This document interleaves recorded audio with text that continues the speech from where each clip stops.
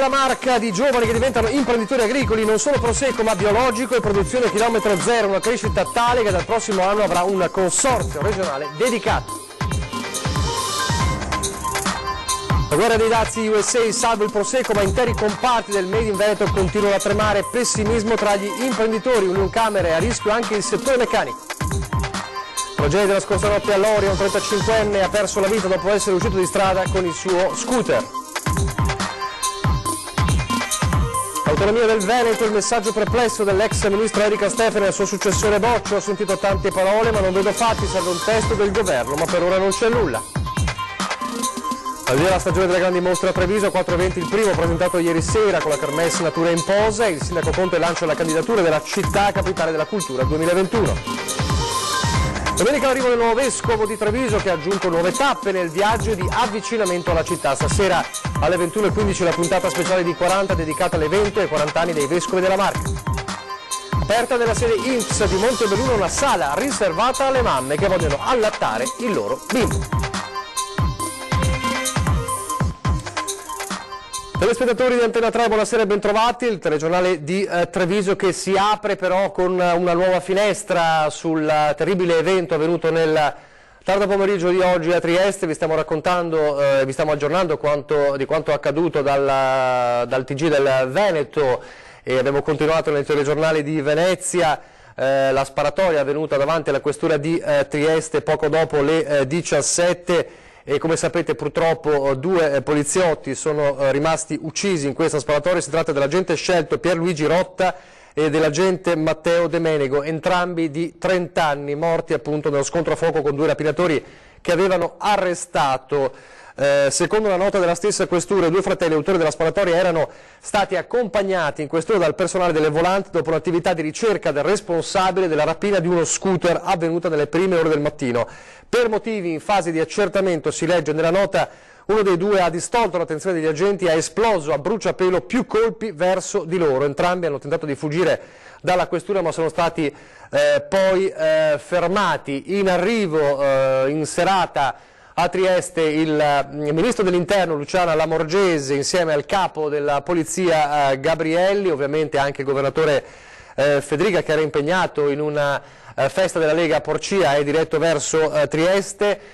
Dunque si sta cercando di capire come è stato possibile che questi 2 rapinatori siano riusciti a sfilare o a usare un'arma contro i poliziotti. E allora vi facciamo vedere un video davvero terribile girato da un passante davanti alla questura pochissimo tempo dopo quei colpi di pistola. Guardate e soprattutto sentite.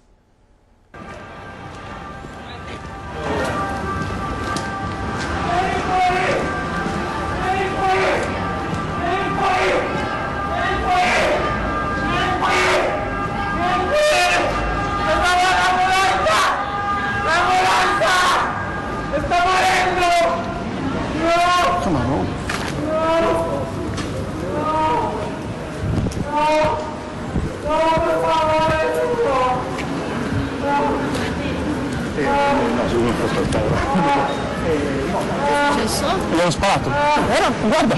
Ma non è che guardo, ti credo. Sì.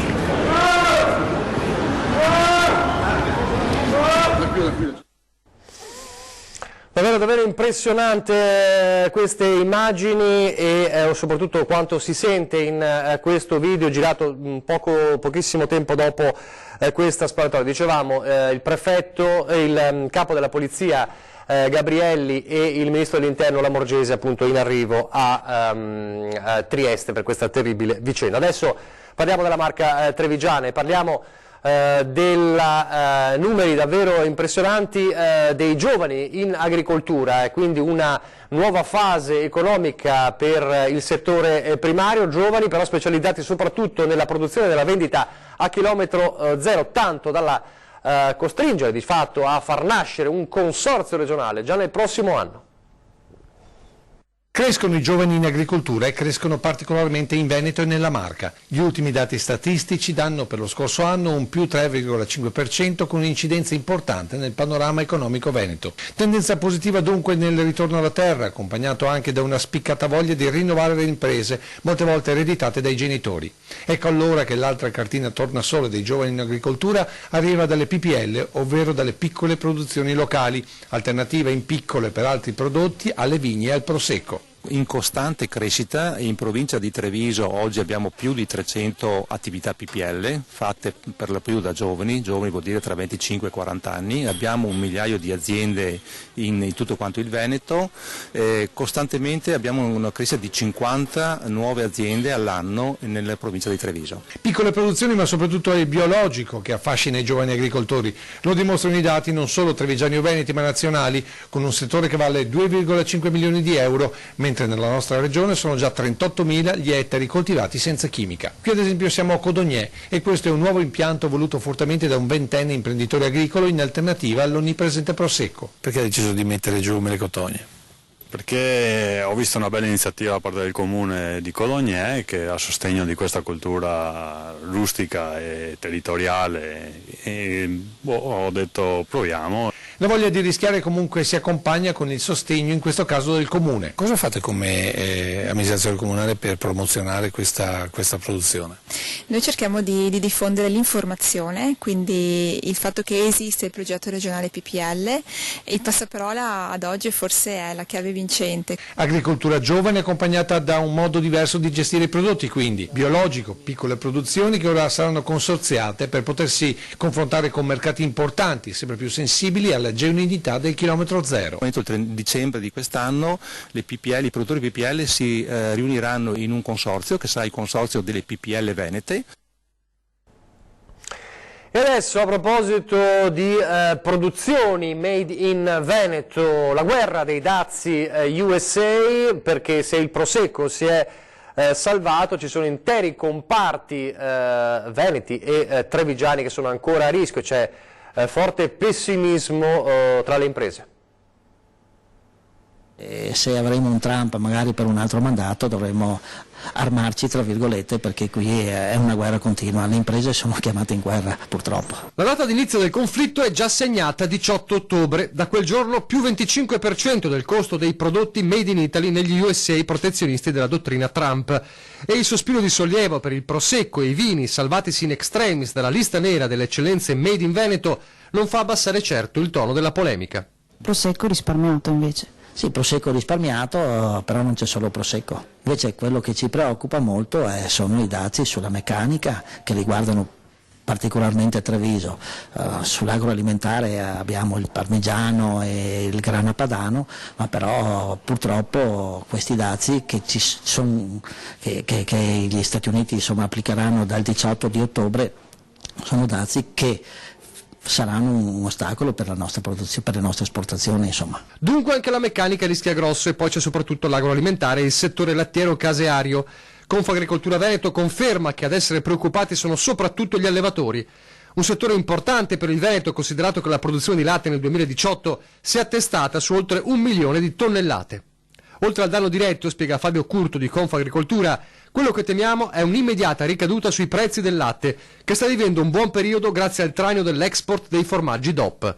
Se questi prodotti subiranno una frenata, rischiamo che si scenda bruscamente sotto la soglia dei 40 centesimi al litro pagati oggi per il latte.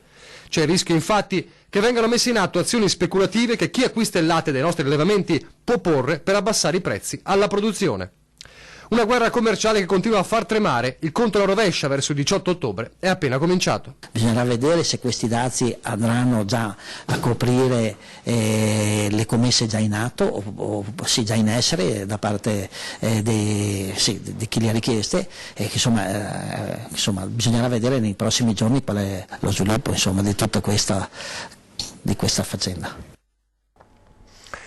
Poi c'è un'altra guerra, una guerra di attesa però per l'autonomia, l'attesa è lunga, e allora oggi è tornato a parlare l'ex ministro per gli affari regionali Erika Stefani, che a lungo ha lavorato per portarla a casa, e un messaggio di perplessità nei confronti del nuovo governo, e un messaggio anche implicito al suo successore Francesco Boccia. Oggi di autonomia si sta parlando, io l'ho detto al Ministro Boccia quando è venuto in audizione in Commissione Affari Regionali, che l'importante è che sia stato messo come uno dei primi punti nell'agenda di governo da parte dell'azione di governo da parte del Ministro degli Affari Regionali. Ora, di come venga fatta l'autonomia, questo vedremo quando sarà pronto qualche testo, perché fino adesso ho sentito solo che delle dichiarazioni. Parole, non fatti, non un documento. L'ex ministro Erika Stefani, che a Roma ha portato avanti l'autonomia del Veneto cercando una possibile, mai peraltro raggiunta, intesa con il Movimento 5 Stelle, fa presente che a parlare è sempre solo il ministro Boccia. Pentastellati oggi ammutoliti sul tema autonomia? Io ho sentito parlare solo Boccia, non ho sentito parlare il Movimento 5 Stelle. Io resto sulle dichiarazioni di chi ha osannato l'azione della ministra Lezzi per aver bloccato l'autonomia. Ecco, dobbiamo prima vedere, si dice una volta fa vedere me cammello, io voglio vedere prima il cammello e poi si può decidere se ci sarà una proposta seria sull'autonomia, se sarà autonomia, che non siano altre forme di elusione. E poi va all'attacco contro chi sulla vicenda autonomia ha cavalcato la contrapposizione nord-sud. Il problema è di chi ha sollevato un astio fra nord e sud approfittando del tema dell'autonomia, e questo per farne un becero cibo da campagna elettorale. L'autonomia è un progetto serio e non deve essere visto come una contrapposizione nord-sud. Chi ha sfruttato questo l'ha fatto soltanto strumentalizzando il tema per andare solo esclusivamente addosso alla Lega, e addosso alla Lega e addosso anche alla mia persona e addosso ai veneti, perché questa è stata la manovra che è stata utilizzata. Torniamo alla cronaca adesso, l'ennesima tragedia della strada la scorsa notte a Loria. Stava rientrando a casa Rossano Veneto quando all'altezza della rotatoria di Bessica di Loria si è consumata la tragedia. Mancano pochi minuti all'una. Redian Ablanica, 35 anni, di origini albanesi, da anni residente nel Vicentino, si trova in sella al suo scooter Yamaha. Proviene dal centro di Bessica, sta viaggiando lungo la provinciale 81 quando, all'altezza della rotatoria di via Bassanese, per cause che dovranno essere chiarite dalla Polizia Stradale di Treviso, intervenuta per i rilievi, urta il cordolo della aiuola centrale, perdendo il controllo del mezzo che finisce contro un palo della segnaletica stradale. Ablanica, dopo l'urto, viene sbalzato al centro della rotatoria stessa. In quel momento transitano altri automobilisti che danno subito l'allarme. Sul posto, insieme alla polstrada, arrivano anche i sanitari del SUEM che soccorrono il 35enne, ma le lesioni riportate sono gravissime. Per lui purtroppo non c'è più nulla da fare. Redian Ablanica lascia la moglie che lo stava aspettando a casa e che non potrà più riabbracciarlo. E poi il lutto a Mogliano per la morte del 19enne che 15 giorni fa, accusando un malore, aveva battuto la testa a terra al parco Arcobaleno, la morte dopo appunto 15 giorni di agonia. Dopo 2 settimane di agonia non ce l'ha fatta, è morto al Caffoncello di Treviso dove era ricoverato. Il 19enne colpito da un malore finché si trovava con un gruppo di amici al parco Arcobaleno in pieno centro a Mogliano durante un pomeriggio di metà settembre. La ricostruzione di quanto è accaduto è ancora in corso. Di certo il giovane avrebbe sbattuto violentemente la testa dopo aver accusato un malore. Sul luogo dell'incidente ora gli amici hanno deposto dei fiori proprio sotto al gazebo del parco, luogo in cui erano riuniti quel drammatico pomeriggio con i soccorritori del SUEM che avevano cercato subito di rianimare il giovane. Anche il sindaco esprime cordoglio per un fatto tragico che ha scosso tutta la comunità, anche vista l'età del ragazzo che viveva con la famiglia in città. È un tragico evento che ha destato molto cordoglio in città, soprattutto tra tanti giovani che sono in questo momento scioccati dall'evento. Era circolata anche la voce che il 19enne potesse aver fumato uno spinello, fatto che però la famiglia smentisce categoricamente. Rimane l'ipotesi di un malore per una tragedia che ha colpito profondamente tutti i coetanei di Mogliano, non solo chi lo conosceva, proprio per i contorni drammatici della vicenda e per la giovanissima età. La famiglia dice che il ragazzo non faceva uso di droghe, sarà l'autopsia a sostenerlo, a dare il verdetto definitivo. Retribuzioni mascherate in busta paga da indennità di trasferta, scoperti dalla Guardia di Finanza di Gorizia 579 lavoratori irregolari utilizzati anche nella Marca. Operazione Overtime. La Guardia di Finanza di Gorizia ha concluso la terza fase dell'indagine finalizzata al contrasto del lavoro sommerso e al riscontro del corretto assolvimento degli obblighi dei sostituti d'imposta. Le Fiamme Gialle hanno scoperto 579 operai specializzati di nazionalità rumena, polacca, bosniaca e croata assunti irregolarmente, ai quali tra il 2014 e il 2018 parte delle retribuzioni erano state camuffate in busta paga sotto la voce di indennità di trasferta Italia non imponibile ai fini fiscali e contributivi nella misura di 15 euro giornalieri per circa 200 euro mensili. Complessivamente i compensi sottratti a tassazione IRPEF sono stati quantificati in 873.000 euro, con conseguenti ritenute non operate e non versate nelle casse dello Stato per 235.000 euro.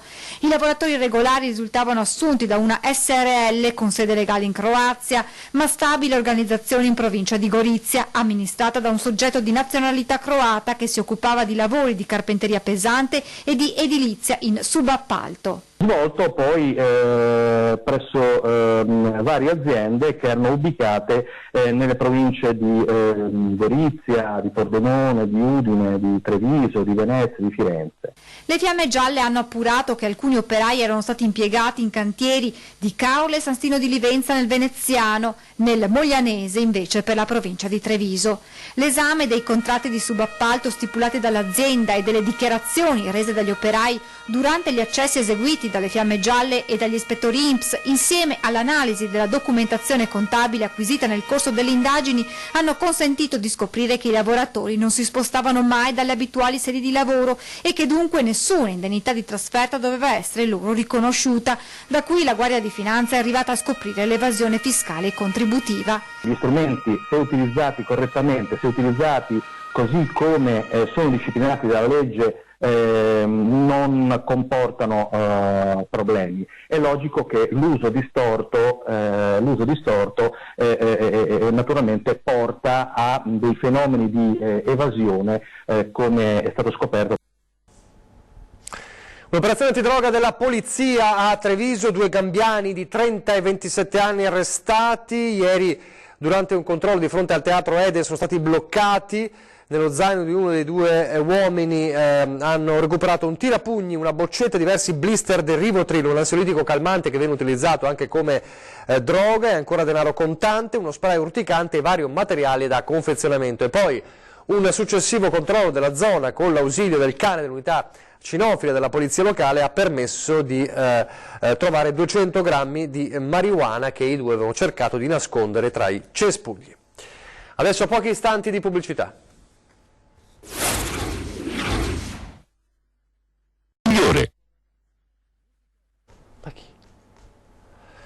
Rieccoci in studio in diretta, dunque parliamo delle mostre eventi di Treviso nel corso della presentazione ieri della prima delle 4 mostre che accompagneranno Treviso fino al 2023. Il sindaco Mario Conte ha lanciato Treviso come la candidatura di Treviso come capitale della cultura 2021. Sentiamo le sue parole.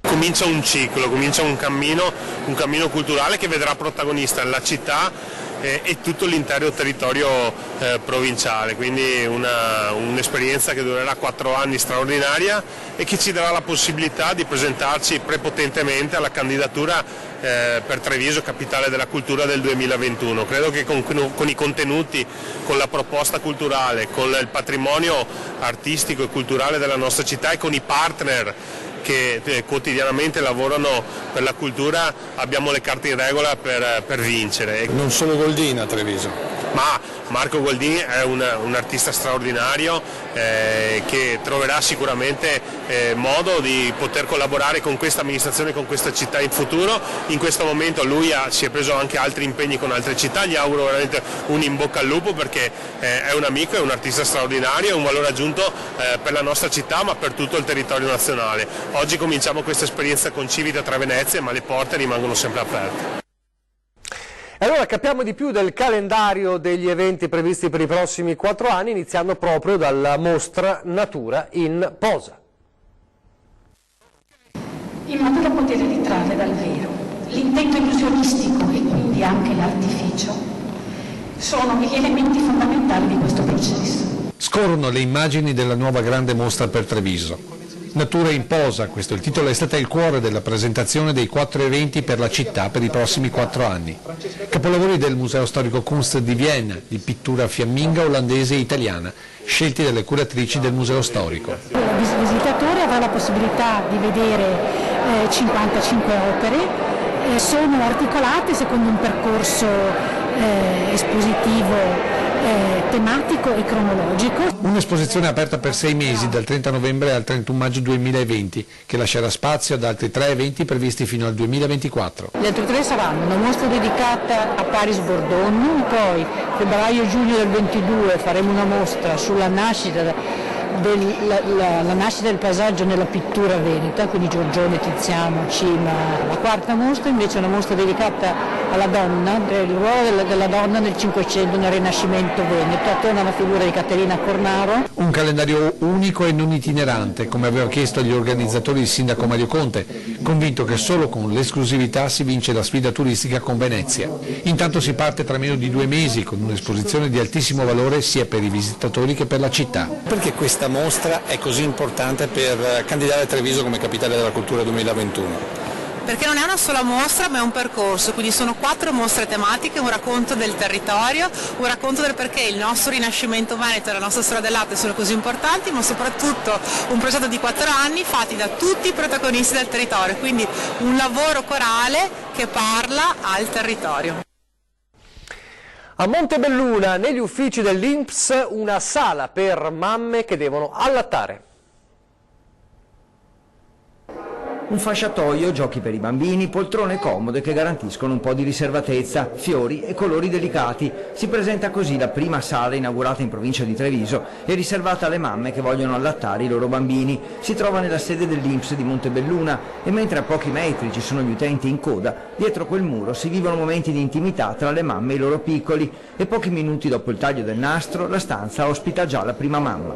Questa è la settimana mondiale dell'allattamento al seno e quindi quest'idea poi l'abbiamo concretizzata proprio in vista di questa settimana, perché effettivamente noi siamo un istituto che entra nelle case di tutti gli italiani, ci occupiamo anche di genitorialità. Una sala che potrà essere utilizzata da qualunque donna, non serve avere un appuntamento all'INPS, si passa davanti all'ufficio, si verifica che sia orario di apertura e ogni mamma è la benvenuta. Questo è un servizio che noi rendiamo alla comunità, noi riteniamo che una mamma che si trova a passare chiaramente negli orari d'apertura possa in tutta tranquillità usufruire di questo spazio e siamo molto contenti di poter fornire questo servizio perché questo è essere vicini alle persone. Una sala a chilometri zero, insomma, meglio a costo zero, visto che è stata realizzata tutta con aiuti di volontari. C'è chi ha dipinto le pareti, chi ha regalato l'attrezzatura, chi la tiene in ordine. Non è costata nulla, abbiamo fruito di alcuni oggetti, alcuni arredi che ci sono stati dati da parrocchie, associazioni di volontariato, è stata dipinta in house, abbiamo fatto tutto a costo zero, ma con tanta buona volontà. Ora l'esempio potrà essere seguito da altre strutture pubbliche e private, da altri uffici dell'INPS o da altri spazi aperti al pubblico. A Montebelluna hanno dimostrato che serve davvero poco, basta la volontà di dare un servizio utile al prossimo. E adesso a San Biagio di Callalta, dove oggi ha festeggiato 100 candeline, ha soffiato su 100 candeline nonna Anna. Quanti anni compie oggi? 100. È sicuro di compiere 100 anni? Io di sì, 1919-2019. Anna Carraro ha raggiunto il traguardo invidiabile dei 100 anni, ma soprattutto l'ha raggiunto con la forza e l'entusiasmo di chi ne dimostra molti di meno. Non si è mai troppo vecchi per raggiungere un altro traguardo o per sognare un nuovo sogno. Non mi sento di avere nemmeno tanti meno. Vivo da sola, mi faccio da mangiare, mi faccio tutto, o mi fia quella vicina, insomma. Segreti non ne ha per arrivare a un traguardo così bello, è convinta di essere stata aiutata dal lavoro, il marito contadino e lei nei campi insieme a lui finché non è rimasta vedova. Da allora l'hobby dei cestini di vini realizzati da lei, perché guai a rimanere con le mani in mano. Non ne segreti, facevo contadina, ho sempre lavorato sui campi e anche andavo al tempo della guerra, andavo a aiutare mio papà a buscare i vini, tenere la sortita io cavanca una via perché lui ha una scuria e vacche e a sbandare io cavanca una via. La memoria è ancora lucida. Anna ricorda bene quello che le è accaduto, pensate, 80 anni fa. Aveva 20 anni quando sul sagrato della chiesa aveva incontrato un mendicante senza una gamba e con un cappello per raccogliere le offerte. E mi ha dato un tocchetto di carta così. E sai cosa c'è scritto? Che ho ancora, conservo ancora. Ed è scritto: lei vivrà 100 anni in buona salute e con pochi figli. Su riguarda con tutti quello che mi ha detto ora. Vuol dire condividere momenti difficili ma sicuramente anche ricchi e carichi di emozioni della propria vita. Ecco il suo messaggio ai giovani. Stare sempre in lavoro e contenti, sempre al lavoro, mai senza l'osio, non far niente, bisogna lavorare per stare. Questo è il messaggio di nonna Anna. Adesso invece vediamo qual è il messaggio del nostro meteorologo, il generale Giancarlo Iannicelli, per capire che tempo farà in questo weekend e anche nella prima parte della prossima settimana. Sentiamolo.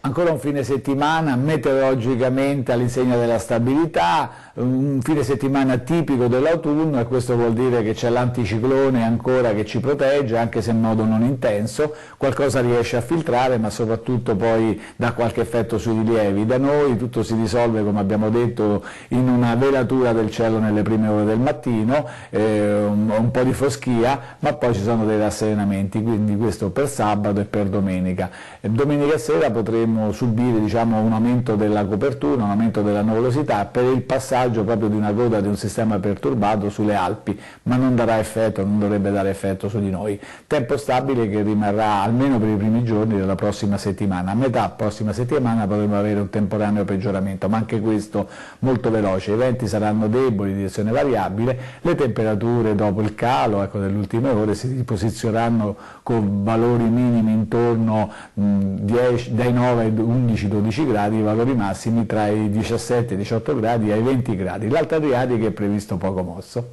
È tutto. Allora, domenica nuvoloso, ma non ci sono problemi. Domenica è importante, è una giornata che molti attendono a Treviso, è quella del nuovo vescovo, Monsignor Michele Tomasi, che arriverà a Treviso nella nuova diocesi. Ci sono novità di queste ultime ore sulle soste programmate lungo il viaggio.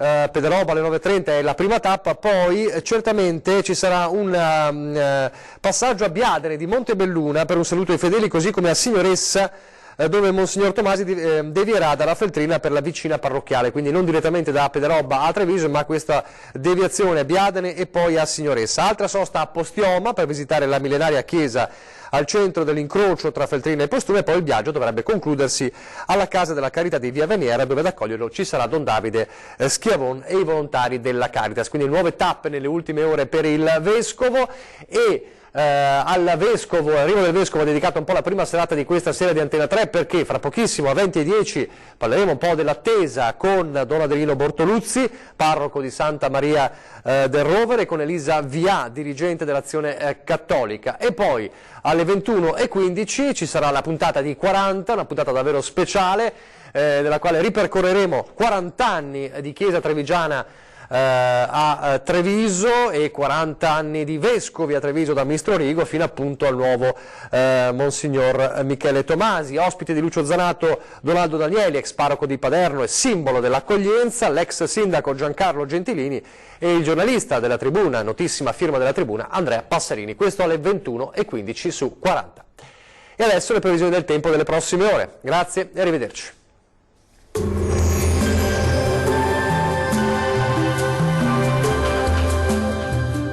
Tonus Laboratorio del Piede, centro altamente specializzato nella costruzione di plantari su misura, dedica nuove tecnologie di rilevazione dei carichi posturali per dare voce alla filosofia di benessere che lo caratterizza. Bentrovati al meteo. Giornata di sole sul nostro territorio, il weekend tutto sommato sarà in prevalenza con tempo buono, ma vediamo insieme il dettaglio di sabato 5 ottobre. Sul Veneto avremo un ampio soleggiamento ovunque, il cielo si presenterà sereno o al massimo, vedete, con poche nubi a carattere sparso. Non sono attese piogge particolarmente degne di nota. Temperature stazionarie minime tra i 7 e i 14 gradi, valori massimi compresi invece tra 17 e 20 gradi. Situazione simile anche sul Friuli Venezia Giulia, con tanto sole dappertutto, dunque un sabato di bel tempo sulla nostra regione. Temperature sostanzialmente invariate, minime tra 11 e 14 gradi, massime oscillanti invece tra i 18 e i 19 gradi circa. Ci spostiamo infine sul Trentino Alto Adige, dove avremo locali acquazzoni sui settori di confine e sarà invece più asciutto e anche maggiormente soleggiato altrove. Temperature minime tra 9 e 10 gradi, massime tra 20 e 21 gradi circa. Bene, dal meteo di Antena 3 per ora è tutto. Grazie per l'attenzione, arrivederci.